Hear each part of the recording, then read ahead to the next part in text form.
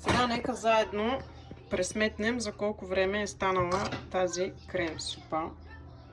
Белила съм не повече от 3 минути. Сложила съм в мултикукъра за 4 и за 30 секунди съм направила ето това.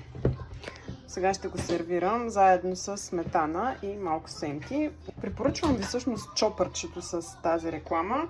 А и ако се яде сезонна тиква на крем супа, време е да си купите чопъра и да си я правите бързичко. А преди си играех с пасатора по една камара време, докато го направя на такава смес. Просто се родих откакто имам чопъра. Пуснала съм на мултикукъра за 4 минути ето това цялото нещо.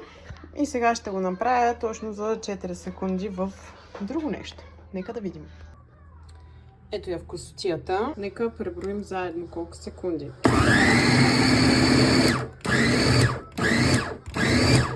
Това са 4 натискания. И това е.